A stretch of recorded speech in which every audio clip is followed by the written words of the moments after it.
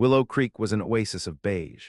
Beige houses with beige roofs nestled behind beige fences, manicured beige lawns stretching precisely to the curb. Even the pebbles lining the flower beds seemed to have been carefully selected for their lack of vibrant hue. The Willow Creek Homeowners Association, HOA, ruled with an iron fist, its bylaws thicker than a phone book and its architectural guidelines more stringent than military regulations. Any deviation from the prescribed aesthetic resulted in a passive-aggressive letter, followed by fines, followed by, if necessary, legal action. Harmony in Willow Creek meant uniformity. Eleanor Vance, fresh off a career in the state senate and seeking a quieter life, had chosen Willow Creek for its convenient location and low crime rate, fully aware of its reputation.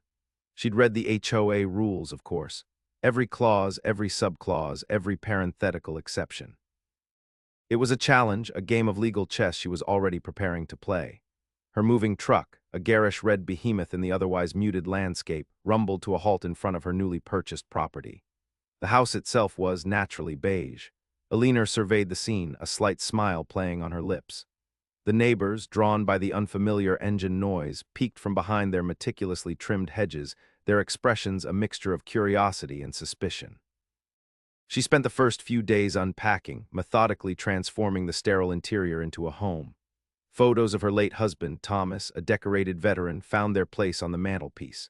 Books lined the shelves, their colorful spines a silent rebellion against the prevailing monochrome. A grand piano, gleaming ebony, dominated the living room, a promise of future melodies that would undoubtedly disrupt the evening quiet. Then came the fence. It was the standard Willow Creek fence, a low picket fence painted a shade of beige so pale it was practically white. Eleanor, however, had other plans. She spent a Saturday morning sanding it down, the rhythmic rasp of the sandpaper a counterpoint to the chirping of meticulously placed bird feeders, approved by the HOA, of course, on the condition that the birdseed be natural and unobtrusive. The following day she emerged with 3 cans of paint, a vibrant red, a crisp white, and a deep, unapologetic blue.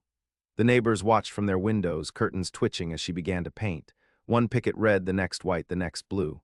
The transformation was instant, a visual explosion of patriotic fervor in the heart of beigedom. She hummed softly as she worked, lost in the rhythmic dip and stroke of the brush, the scent of fresh paint filling the air. The fence completed, a miniature American flag, purchased from a local veterans association, was placed prominently in the front yard. It snapped smartly in the gentle breeze, its stars and stripes a defiant splash of color against the beige backdrop. Eleanor stood back, admiring her handiwork. It wasn't just a fence, it was a statement. The first letter arrived on Tuesday. It was typed on crisp, expensive stationery, the Willow Creek HOA logo embossed in the upper left corner. The tone was polite, almost apologetic, but the message was clear. The fence was in violation of Architectural Guideline 32B, which stipulated that all exterior surfaces must be painted in approved earth tones. The American flag, while not explicitly prohibited, was visually aggressive and not in harmony with the overall aesthetic of the community. Eleanor was given 14 days to rectify the situation or face a fine of $500, escalating to $1,000 per week thereafter. Eleanor read the letter, a flicker of amusement in her eyes. She placed it carefully on her desk next to a well-worn copy of the state statutes. This was going to be fun. The Willow Creek breeze offered Mildred McMillan no solace, merely disturbing the architectural marvel of silver curls she'd sculpted that morning. Her lips thinned as her HOA-sanctioned golf cart hummed along the immaculate avenues. The setting sun burnished the close-cropped lawns, each blade a testament to her vigilant eye. Everything demanded perfection. Order, predictability, the very tenets of Willow Creek, and Mildred, its unwavering sentinel. A solitary dandelion, daringly out of place in Mrs. Abernathy's fescue, earned a silent reprimand. Mildred would, yet again, have to nudge her about preventative weed control. Some people, it seemed, considered themselves above the established guidelines. As she steered onto Hemlock Lane, her usual patrol route, she saw it. This was no subtle transgression, no minor blemish hidden amongst the petunias. This was flagrant, bold, an outright affront to Willow Creek's carefully curated aesthetic. Eleanor Vance's fence. It wasn't merely the gleaming white of the pickets, an audacious departure from the mandated beige and muted gray. It was the stripes, crimson and azure like a carnival tent gone rogue. And then there was the flag, a defiantly small American flag tacked to a post, snapping in the breeze with infuriating glee. Mildred slammed the brakes, the golf cart jolted. Her composure fractured, her hand fluttering to her chest as her heart hammered a frantic rhythm against her ribs. Visually jarring, that's what it amounted to. An eyesore, a disruptive presence that clashed violently with the tasteful palette of its surroundings. It simply wouldn't stand. A pulse ticked insistently at Mildred's temple. New residents. They invariably arrived assuming they could flout the covenants with impunity, blind to the delicate equilibrium she labored to maintain, the fragile harmony that required constant oversight. Back in her meticulously arranged home office, the violation notice began to take shape. Each word chosen with meticulous care, precise and unequivocal. She consulted the HOA handbook, cross-referencing articles and bylaws, ensuring unwavering accuracy. Whereas Article 3, Section 2, Paragraph B, Subsection 4 explicitly states, she murmured, reading glasses perched low on her nose. The letter cataloged the infractions with dispassionate accuracy: the unsanctioned fence color, the non-compliant flag display, the potential for diminished property values. It was all there, delineated with painstaking detail. She demanded immediate rectification, removal of the offending fence and flag within 10 business days. Noncompliance would trigger fines, escalating daily until the situation was remedied. Mildred reread the composition, a grim satisfaction spreading across her face. Firm yet fair, devoid of emotion, utterly professional, it allowed no room for argument. She even enclosed the pertinent sections of the HOA handbook, highlighted for clarity. She printed the missive on official HOA letterhead, the pristine paper a symbol of her authority. She signed it with a flourish, the looping M of her signature a final, decisive stroke of authority. Tucking the letter into an envelope, Mildred addressed it to Eleanor Vance, 14 Hemlock Lane. She smoothed the paper with her thumb, a barely perceptible tremor betraying her composure. She wouldn't acknowledge it, not even to herself, but a sliver of disquiet had taken root. Eleanor Vance remained an enigma. Mildred had spotted her driving an expensive import, and something about her bearing, a serene self-assurance, struck Mildred as vaguely unnerving, but rules were rules. And Mildred Macmillan would not allow anyone, not even a newcomer with a penchant for luxury vehicles, to disrupt the tranquility of Willow Creek. She strode to the mailbox at the edge of her lawn, the envelope gripped firmly. With a decisive push, she dispatched it into the slot, the metallic asterisk thunk asterisk echoing in the hushed street. The challenge was issued.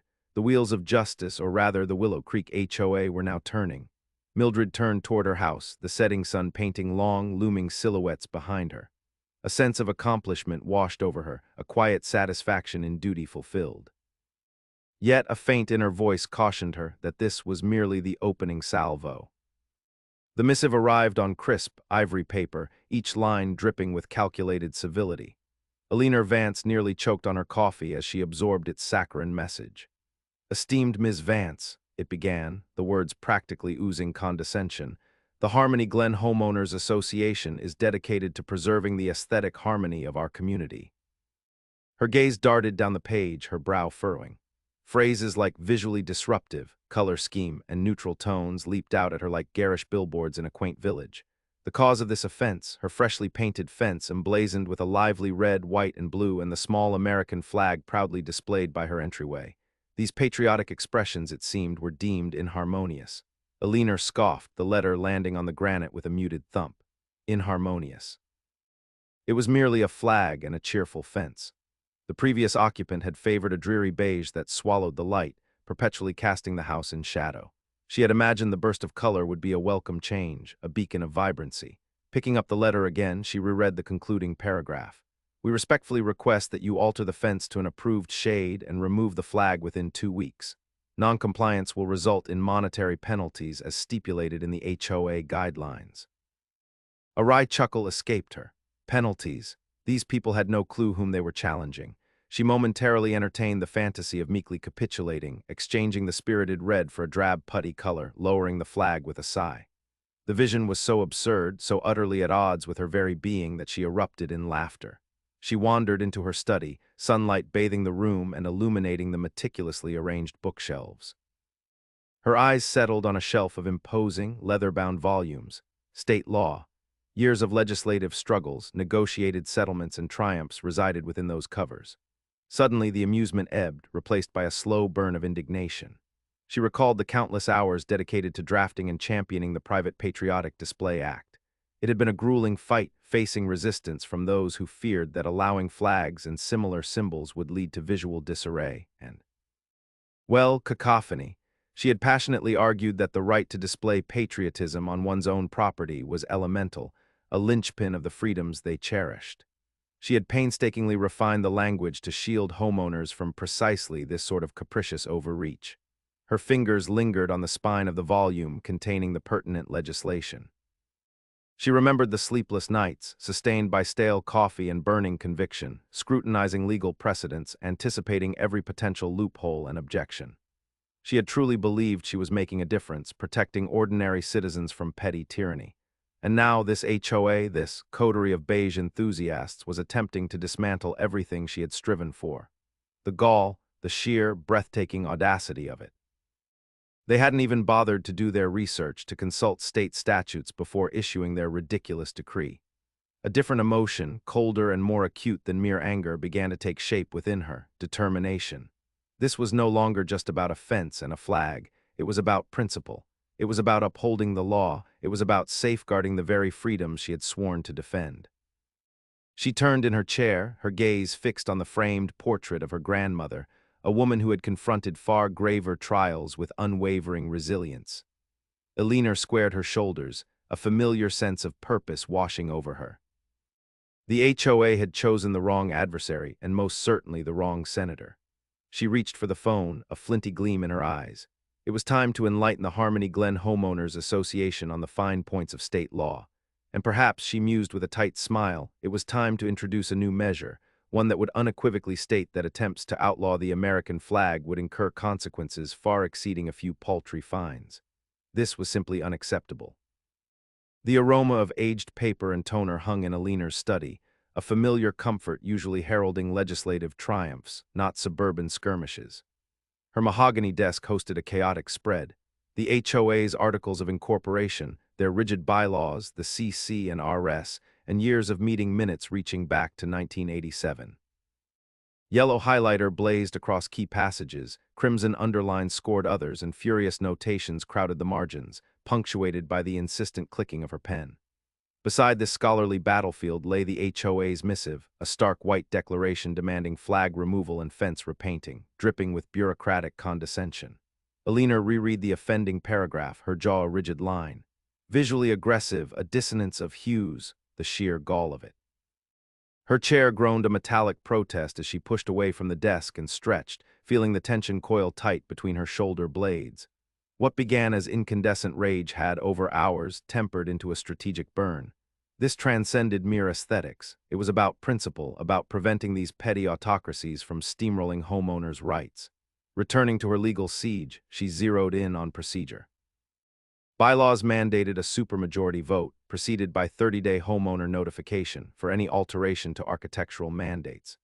Yet scanning the minutes leading up to this fence-centric decree revealed nothing. No discourse, no vote, nothing hinting at a shifted aesthetic compass. A slow smile curved her lips. Deeper she mined, unearthing further improprieties.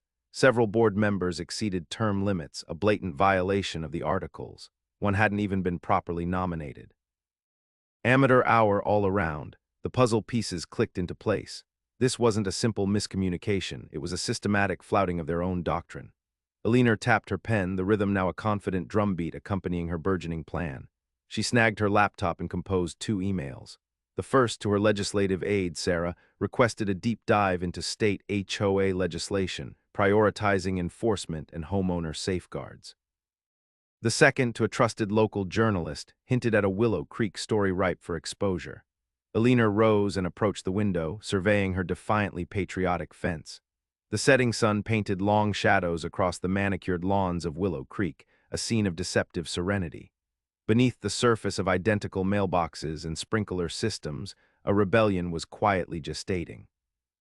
She envisioned the upcoming board meeting next Tuesday, the smug self-assurance etched on those faces, soon to be wiped clean. Grabbing a legal pad, she outlined her attack. At the meeting, she'd present her findings, the procedural missteps, the flagrant overreach. She'd demand a public apology and immediate rescission of the notice. Then she would introduce the bill she had considered for years and now finally had the impetus to act on: legislation granting teeth to homeowner protections and holding HOAs accountable. She paused, contemplating the wider ripples. This wouldn't be a hushed negotiation. It would be a public reckoning, a watershed moment for homeowner rights across the state.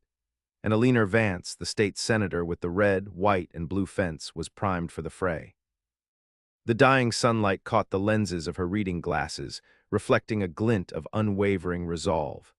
Exhaustive research had become an unwavering flame. The cursor, a mocking digital pulse, throbbed on the screen, each blink a countdown to Tuesday's HOA showdown. Alina scanned her draft, irritation etching lines around her mouth. The claim that my patriotic display is visually aggressive and lacking harmony. She backspaced over lacking harmony. Too weak, she needed teeth. She replaced it with is frankly insulting. It's a flimsy excuse to muzzle my constitutional right to show pride in this country. A definite improvement. Her joints popped as she stretched her stiffened fingers. The kitchen table, normally a peaceful spot for bills and the occasional dinner party burst of laughter, had morphed into mission control. Piles of HOA regulations, flagged and underlined, ringed her laptop like fortifications. A yellow legal pad overflowed with jotted notes, counterarguments, rebuttals, potential zingers. Alina rose and began to circle, her slippers hushed against the threadbare rug. Ammunition was required. Mildred Abernathy, the HOA president, wielded her authority with a smile and a steely gaze, a champion of selective enforcement. Alina had to anticipate every feint and parry. She accessed Operation Eyesore. The folder held photographs, evidence gathered during furtive after-dark patrols. The Hendersons' dandelion ranch of a lawn, Peterson's perpetually overflowing garbage bins by the curb, the Millers' eternally grinning inflatable snowman. Each a transgression, each a potential bargaining chip. Alina meticulously documented each infraction, noting dates, times, and the precise bylaw number. It wasn't her proudest endeavor, but Mildred had initiated hostilities, and in such circumstances any advantage was fair. Besides, this wasn't about punishing her neighbors, it was about exposing Mildred's hypocrisy. She snatched a legal pad and began rehearsing her responses aloud, her voice filling the quiet house. Mrs. Abernathy, you deem my fence visually aggressive. How then do you justify the Millers' inflatable abomination, which assaults the optic nerves of every resident on Elm Street? She paused, imagining Mildred's pursed lips and withering stare. Is it merely a matter of the Millers' display aligning with your personal tastes, while my patriotic statement does not? She changed tactics, adopting a calm, senatorial tone. The purpose of an HOA is to protect property values and cultivate community, not to enforce a bland uniformity that stifles individuality. My fence and flag exhibit do neither. In fact, they add character and reflect a dedication to the values of this nation. She caught her breath, then launched into a rapid-fire recitation of the state statutes safeguarding patriotic displays. She even practiced the exact intonation she'd use when announcing her intention to introduce legislation penalizing HOAs that attempted to ban American flags. The kitchen air vibrated with a palpable energy. A stale coffee scent lingered, a testament to countless late-night strategy sessions. The desk lamp threw sharp, dramatic shadows across the room. Alina felt a jolt of adrenaline. She was primed. She retrieved her navy blue power suit, draping it carefully over the chair back. This wasn't just about pickets and stars and stripes. It was a matter of principle. It was about facing down a bully. And it was about reminding Mildred Abernathy that even within the seemingly trivial realm of suburban homeowner associations, the power of the state senate and the unwavering spirit of American patriotism could not be dismissed. She added one final sentence to her statement. I anticipate a robust discussion on Tuesday. The air in the community center reeked of stale coffee and simmering resentment. Alina sat ramrod straight, a granite statue amidst the floral-printed cushions and murmuring whispers. Mildred McMillan, perched at the head of the long table like a queen surveying her domain, cleared her throat with a theatrical flourish. All right, let's move on to item 7, notice of violation regarding property at 14 Oak Street, Mildred announced, her voice dripping with saccharine formality. She adjusted her glasses, their frames glinting under the fluorescent lights. Ms. Vance, as you are aware, your fence has been deemed non-compliant with the Meadowbrook Estate's aesthetic guidelines. A ripple of agreement ran through the gathered residents, punctuated by a few pointed stares in Alina's direction. Mildred continued, her tone taking on a sharper edge. The colors, specifically the vibrant red, white, and blue, are considered visually disruptive and detract from the overall harmonious ambience we strive to maintain here. Beside Mildred, Harold Finch, the HOA treasurer, nodded sagely, his jowls quivering. Indeed, we've had several complaints. It's unsettling. Alina felt a slow burn ignite in her chest. She'd anticipated this, prepared for it, but the sheer audacity still stung. She'd spent weeks carefully painting that fence, each stroke a defiant act of self-expression, a symbol of her deep-seated love for her country. She let Mildred finish her prepared statement, a litany of aesthetic offenses and supposed property value depreciation. Then, when the silence stretched taut, she rose to her feet. The room hushed. "Thank you, Mildred," Alina said, her voice calm but carrying the weight of authority. "I appreciate you bringing this to my attention." She paused, letting her gaze sweep across the faces in the room, a silent acknowledgement of their collective disapproval. "However, I believe there's been a misunderstanding." She straightened her navy blazer, a subtle act of armor plating. "My name is Alina Vance, and I am the state senator for this district." A collective gasp echoed through the room. Mildred's carefully constructed composure seemed to crack, replaced by a flicker of something akin to panic. Harold Finch choked on his coffee. Alina continued, her voice now resonating with the confidence of someone accustomed to commanding attention. "Specifically, I was the primary sponsor of Statute 14207, the Private Patriotic Display Act. Perhaps you're familiar with it." She waited, a pregnant silence hanging in the air. Mildred stammered, I'm not sure I recall." "Allow me to refresh your memory," Alina said, pulling a meticulously organized file from her briefcase. She extracted a printed copy of the statute. Section A clearly states, "No homeowners association shall prohibit or unreasonably restrict the display of the flag of the United States on private property." Section B defines unreasonable restriction as any rule that effectively prevents a homeowner from displaying the flag in a manner visible from a public thoroughfare. And Section C, she emphasized, her voice rising slightly, explicitly prohibits restrictions based on the colors used in patriotic displays. She tapped the document with a manicured nail. "My fence, Mildred, is a patriotic display. It is not only permitted under state law, it is protected." Alina then produced enlarged, color-printed photographs of other fences in Meadowbrook Estates. She pointed to a garishly painted gnome clinging to a split-rail fence, then to a purple and yellow jungle-themed mural covering another. "Are these harmonious?" she asked, her voice laced with sarcasm. "Or are they simply not patriotic? Is it the colors that offend or the message they convey?" Mildred, flustered, sputtered, That's different. Those are artistic expressions." "And my patriotic display is not," Alina countered, her eyebrows arched. "I find it deeply troubling that this association prioritizes bland conformity over the expression of national pride." She closed her file with a snap. "Furthermore," she added, her voice taking on a steely edge, "I am currently drafting legislation that will impose substantial fines on any homeowners association that attempts to violate the Private Patriotic Display Act. I believe a clear message needs to be sent. We will not tolerate this petty tyranny in the name of harmonious ambience." Alina sat down, the silence in the room now thick and heavy. The aroma of stale coffee had been replaced by the pungent scent of fear and uncertainty. Mildred McMillan stared at her, speechless, her carefully constructed world crumbling around her.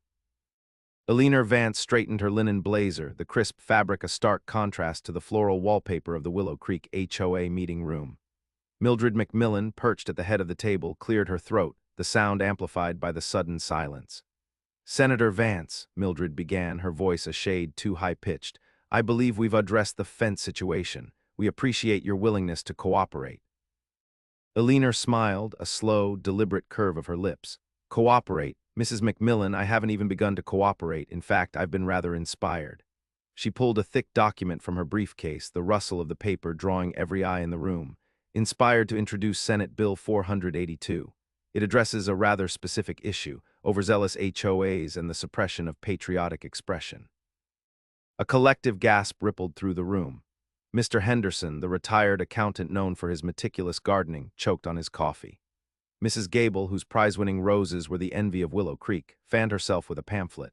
Alina continued, her voice ringing with newfound authority. "This bill will stipulate significant financial penalties for any HOA that attempts to restrict the display of the American flag or any other symbol of American patriotism on private property." She paused, letting the weight of her words settle.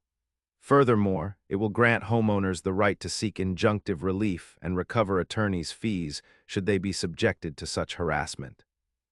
Mildred's face, usually a picture of serene control, was rapidly turning an alarming shade of puce. Senator Vance, with all due respect, this is unprecedented. HOAs have a right to maintain community standards. Community standards, Alina echoed, her voice laced with steel, should not include stifling the very freedoms this country was founded upon.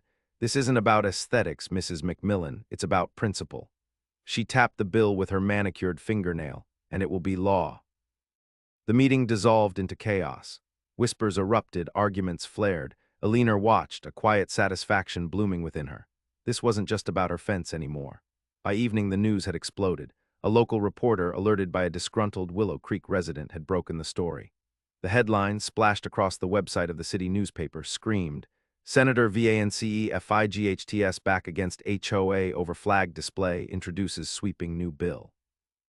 The story spread like wildfire. Cable news picked it up, then national networks. Within hours, HOA fight was trending on social media. Images of Alina's red, white, and blue fence were everywhere, juxtaposed with memes mocking HOAs and celebrating patriotic fervor. Alina sat in her study, the glow of her laptop illuminating her face. The comments poured in, supportive, furious, and everything in between. Some called her a hero, others accused her of grandstanding. But no one could deny the story's power. Meanwhile, in her own home, Mildred McMillan stared at her phone in disbelief. Her email inbox was overflowing with angry messages from residents, board members, and even the National HOA Association. The phone rang incessantly, each ring a fresh wave of panic. The serene, ordered world she had so carefully cultivated was crumbling around her, pixel by pixel, tweet by tweet. A news anchor on the television screen behind her declared, "Experts are saying this bill could change everything, impacting millions of Americans living in HOA communities." Mildred felt a shiver crawl down her spine.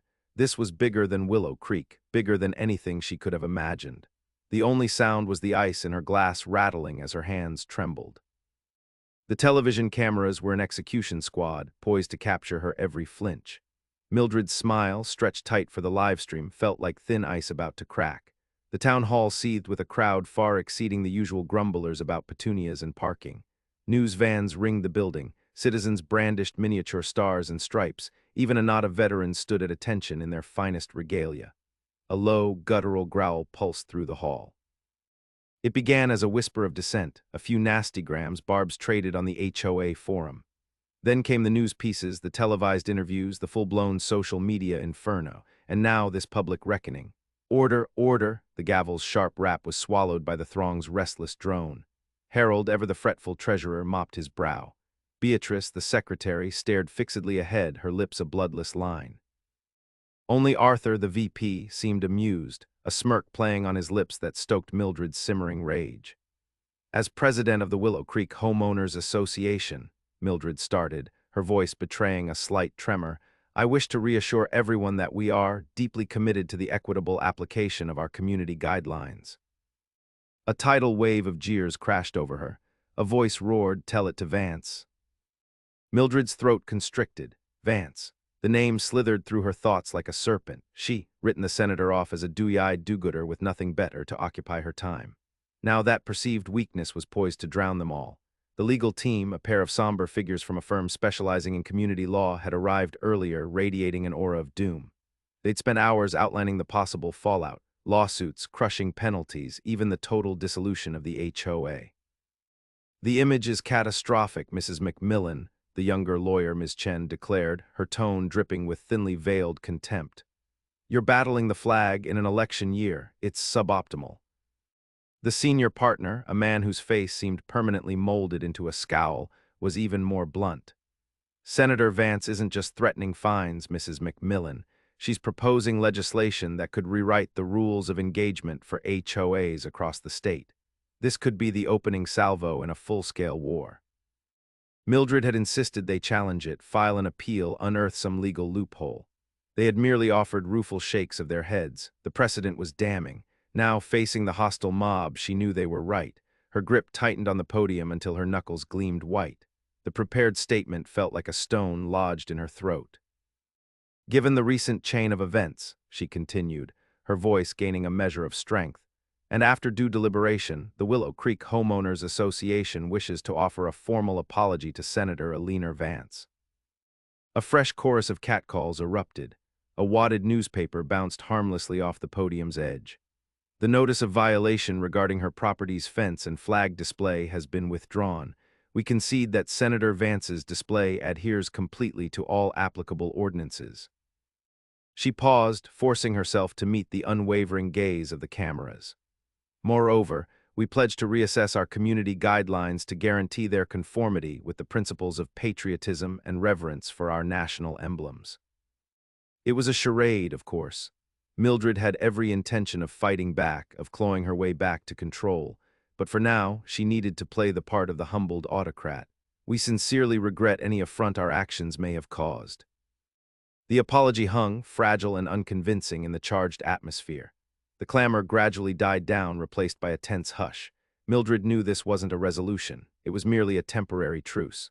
As the meeting dissolved and the crowd began to trickle out, Mildred watched Senator Vance's supporters jubilantly chanting in the parking lot, their flags rippling in the breeze. A cold prickle traced its way down her spine, a sense of impending doom. The red, white, and blue was omnipresent. And it felt like a declaration of war. The aroma of grilling drifted on the breeze, a savory signpost pointing toward backyard gatherings and long summer nights. From her porch swing, Eleanor Vance noticed Mr. Henderson, a few houses down, fine-tuning a spotlight that illuminated his newly installed American flag beneath the porch eave. He winked, a broad grin etching lines around his eyes. A palpable, almost rebellious sense of patriotism thrummed through the very air of Willow Creek. It had been a week since the HOA incident, since news trucks had choked Oak Street, since Eleanor's vibrant Stars and Stripes fence had become a local talking point, a small, brightly colored declaration of personal freedom. Cars still idled as they passed, some snapping photos, others offering supportive honks. The flag, a simple 3x5, fluttered spiritedly in the twilight's gentle currents, a defiant splash of color against the fading light. Eleanor nudged the swing into motion, its gentle cadence a comforting rhythm against the low hum of traffic. Iced tea, its glass slick with condensation, cooled her hand. The drink tasted of perfect balance, not overly sweet, mirroring the satisfying swell in her heart whenever her gaze fell upon that fence. The victory, though modest in scale, resonated deeply. It was about more than just paint or lumber. It touched upon core principles. It was about the right to express oneself, to honor one's nation, free from the specter of bureaucratic overreach. Crucially, it served as a needed reminder that those rights still existed. Her phone vibrated. A text from David, her chief of staff. Senate vote on HOA bill set for next month, looking very promising. Eleanor smiled. Looking very promising was putting it mildly. The media circus had thrust the issue into the national spotlight, and the bill, once a minor footnote, now boasted bipartisan backing. A wave of apprehension had seemingly washed over HOAs statewide. Her inbox overflowed with correspondence, ranging from contrite admissions of error to thinly veiled menaces. She deleted the latter, forwarding the former to David for cataloging. Leaving the swing, she strolled to the edge of her lawn, the dewy grass soft beneath her feet. A firefly winked in the deepening dusk, a miniature beacon in the encroaching darkness. She trailed a hand across the smooth, vibrant surface of the fence, just wood and paint, really, yet it symbolized so much more. She recalled her grandfather, a man of few words and a veteran of the Korean War. He rarely spoke of combat, but often of the freedoms he'd defended, the values that defined America. He had instilled within her an unwavering respect for the Constitution, a reverence for individual liberty and limited government. He would have been proud of this small act of defiance. A car rolled to a stop at the curb. Sarah Miller, her across-the-street neighbor, emerged, holding a foil-covered plate. "Eleanor," she called, "I brought you some cookies, chocolate chip, your favorite." Eleanor approached, a genuine smile illuminating her face. "Sarah, you shouldn't have." "Nonsense," Sarah replied, offering the plate. "We just wanted to thank you. What you did, it wasn't just for you, it was for all of us. For anyone who feels suffocated by being told what to do and think." Eleanor accepted the plate, feeling the gentle warmth through the foil. "It's about safeguarding our freedoms," she asserted, her voice resolute. "It's about defending our convictions."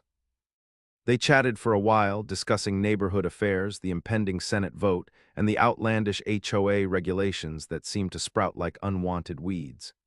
As Sarah prepared to leave, she hesitated. "You know," she said, "I'm considering painting my flower pots red, white, and blue."